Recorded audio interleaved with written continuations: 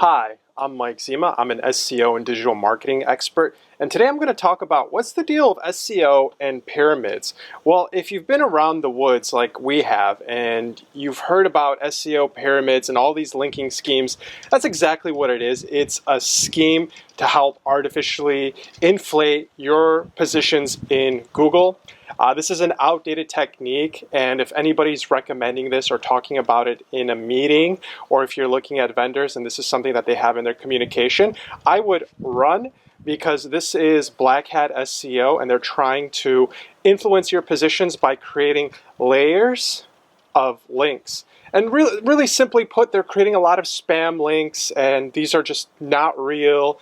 Work from home and make $40,000 a day type of comments.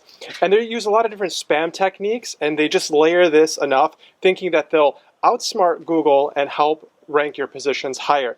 Sure, this could have some short-term benefits, but the long-term effects on your site can be dramatically bad, and you can actually receive penalties from Google if you're trying to do these link schemes. So if you don't know too much about backlinking, don't trust anybody that's promising you a certain amount of millions of backlinks, thousands of comments. That's all fake marketing, and it isn't real. You actually have to make connections with people on a one-to-one basis, and that's how SEO works.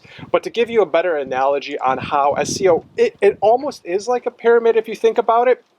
I can go into GoDaddy right now, register a new website, and create it, and sign up for WordPress, drop in my logo, put in some text, and I have a new website. So SEO is an inflation. It is growing because more and more websites are being added every day. Half the planet is without the internet, at least to the extent that people have established themselves here in the West. So as more people are creating websites in different languages, in different markets, there is a constant growth and inflation. And that's why you can almost think of SEO as a pyramid, because when you put in your time, you're investing in your marketing, you're investing in your business, and you're also investing in your digital presence. And as your digital presence evolves and matures and it expands, you're actually getting, on the top. It's almost a king of the hill type situation, because everyone is trying to be on number one, but there's actually 10 search results on Google. There's 4 more search results if you're thinking about where the ad placements are on the page.